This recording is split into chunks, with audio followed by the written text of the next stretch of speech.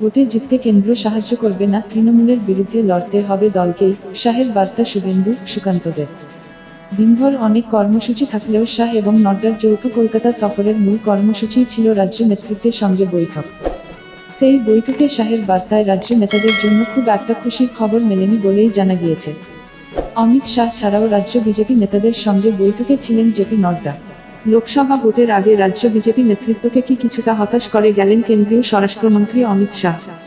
কারণ মঙ্গলবার কলকাতা সফরের ফাঁকে বৈঠকে তিনি স্পষ্ট করেই বুঝিয়ে দিয়েছেন, কেন্দ্রীয় সরকার বা কোনো তদন্তকারী সংস্থার উপরে নির্ভর করে নির্বাচনে লড়ার কথা ভাবলে চলবে না। রাজ্য নেতৃত্বকে নিজেদের জোরেই ভোট লড়তে হবে। তৃণমূলের মোকাবিলায় সংগঠন মজবুত করেই ভোটে নামতে হবে। কেন্দ্রীয় নেতৃত্ব পাশে আছেন, কিন্তু কেন্দ্রীয় সরকার নয়। অনেকের মতে শাহের এই বার্তা রাজ্য বিজেপি নেতৃত্বের কাছে হতাশাজনক। কারণ দীর্ঘদিন ধরেই তৃণমূলকে দুর্বল করতে কেন্দ্র কড়া পদক্ষেপ করবে বলে আশা করছিলেন তারা। বিভিন্ন সময়ে বিভিন্ন তারিখ নিয়ে বিস্তর আলোচনা হলেও সবরে মেওয়া ফলেনি। বিজেপি সূত্রের খবর, মঙ্গলবার সেই বার্তায় আবার স্পষ্ট ভাষায় বুঝিয়ে দিয়েছেন শাহ, যার মর্মার্থ সংগঠন শক্তপোক্ত করে তৃণমূলকে রাজনৈতিকভাবে হারাতে হবে। প্রথম, লোকসভা ভোটের আগে রাজ্য বিজেপি নেতৃত্বকে কি কিছুটা হতাশ করে গেলেন কেন্দ্রীয় স্বরাষ্ট্রমন্ত্রী অমিত শাহ। কারণ মঙ্গলবার কলকাতা সফরের ফাঁকে বৈঠকে তিনি স্পষ্ট করেই বুঝিয়ে দিয়েছেন, কেন্দ্রীয় সরকার বা কোনো তদন্তকারী সংস্থার উপরে নির্ভর করে নির্বাচনে লড়ার কথা ভাবলে চলবে না। রাজ্য নেতৃত্বকে নিজেদের জোরেই ভোট লড়তে হবে। তৃণমূলের মোকাবিলায় সংগঠন মজবুত করেই ভোটে নামতে হবে।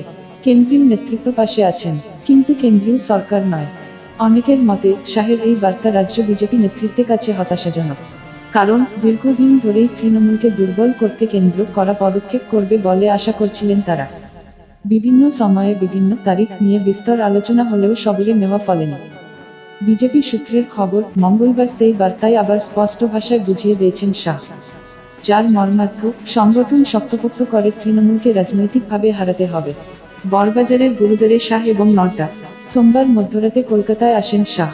তার সঙ্গেই আসেন বিজেপির সর্বভারতীয় সভাপতি জেপি নড্ডা। সকালে বড়বাজারের গুরুদ্বার এবং কালীঘাট মন্দিরে পুজো দিতে যান দুজনে। সঙ্গে ছিলেন রাজ্য সভাপতি সুকান্ত মজুমদার এবং বিরোধী দলনেতা শুভেন্দু অধিকারী। এরপরে দুপুর থেকে বিকেল পর্যন্ত মধ্যাহ্নভোজ এবং বৈঠক চলে নিউ টাউনের হোটেলে। সেখানে মূলত ডাকা হয়েছিল রাজ্য বিজেপির সাংগঠনিক বিষয় যারা দেখেন তাদের।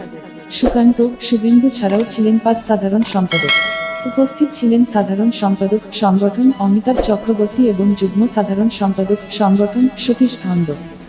বৈঠকের আগে কালীঘাট মন্দিরে পুজো দিতে যান নড্ডা ও শাহ। গিয়েছে, লোকসভা নির্বাচনের আগে এই বৈঠকে কারা আসবেন তা শাহ নড্ডাই ঠিক করে দিয়েছিলেন।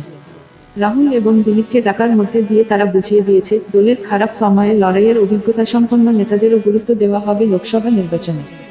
প্রসঙ্গত, রাহুল রাজ্য সভাপতি থাকার সময়ে 2014 সালে বাংলা থেকে 2টি আসনে জেতে বিজেপি, আর দিলীপের জমানায় 18টি আসন পায়।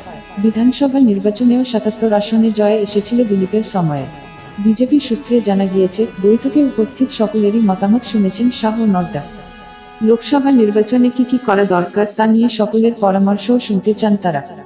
তবে এটাও স্পষ্ট করে দেন যে শুধু পরামর্শ দিলেই হবে না, কাজ করে দেখাতে হবে সবাইকে। নেতারা কাজ না করলে কর্মীরা পথে নামবেন না বলেও বুঝিয়ে দেন শাহ। একই সুর ছিল নড্ডারও। অতীতে শাহ রাজ্য এসে বারবার বুথ স্তরের সংগঠন মজবুত করার নির্দেশ দিয়ে গিয়েছেন। গত বিধানসভা নির্বাচনের সময়েও কেন্দ্রীয় সরকারের উপর নির্ভরতা কমিয়ে বুথে বুথে সংগঠন মজবুত করতে বলেছিলেন শাহ। দিল্লির নির্দেশে রাজ্যে মেরা বুথ সব সে মজবুত কর্মসূচিও নেওয়া হয়েছিল। এবারেও বুথ সশক্তিকরণ কর্মসূচি দিয়েছিলেন কেন্দ্রীয় নেতৃত্ব।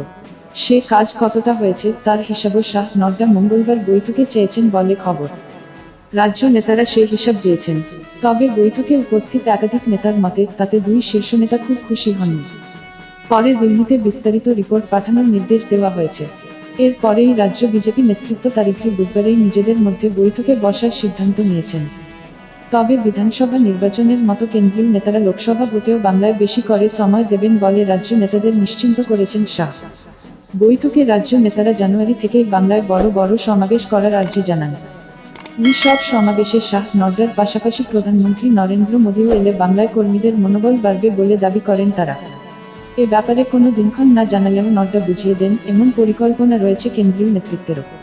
আর শাহ বুঝিয়ে দেন কেন্দ্রীয় নেতা মন্ত্রীরা অবশ্যই আসবেন, কিন্তু কিন্তু তৃণমূলের বিরুদ্ধে আসল লড়াইটা করতে হবে রাজ্য নেতাদের। তাদেরই উদ্যোগী হতে হবে, যাতে সংগঠন মজবুত হয়, বসে যাওয়া এবং বিক্ষুব্ধ কর্মীরা মাঠে নামেন। যে সব নেতা কর্মীরা দলের সঙ্গে দূরত্ব তৈরি করেছেন, তাদের কিভাবে কাজে ফেরানো যায় তা দেখার জন্যও রাজ্য নেতাদের নির্দেশ দিয়েছেন নড্ডা। রাম মন্দির উদ্বোধনে আমন্ত্রিত প্রায় গোটা বলিউড, বাদ শুধু 3 মহাতারকা। মঙ্গলবার বৈঠকে বাংলার দায়িত্বপ্রাপ্ত 4 কেন্দ্রীয় নেতা সুনীল বনসল, মঙ্গল পাণ্ডে, অমিত মালব্য এবং আশা লাকড়াও ছিলেন। বাংলায় লোকসভা নির্বাচনের বিষয়ে কেন্দ্রীয় নেতৃত্বের তরফে এই 4 জনই যে যাবতীয় সিদ্ধান্ত নেবেন বৈঠকে তা ও জানিয়ে দেন শাহ নড্ডা। তবে বারেই তারা বুঝিয়ে দিয়েছেন, বাংলার লড়াই রাজ্য বিজেপির। এখনই অবশ্য রাজ্যের জন্য কোনো নির্বাচন পরিচালনার কমিটি গঠন করা হয়নি। বৈঠকে উপস্থিত এক নেতার কথা অনুযায়ী শাহ এমনও বলেন যে তৃণমূলকে ক্ষমতা থেকে সরাতে হবে রাজনৈতিকভাবেই। সেই রাজনৈতিক লড়াই চালিয়ে যেতে হবে। রাতারাতি কোনো বদল সম্ভব নয়, এমনটা আশা করাও ঠিক নয়। সবার আগে সব খবর পেতে চ্যানেলটিকে সাবস্ক্রাইব করুন, লাইক, কমেন্ট, শেয়ার করুন।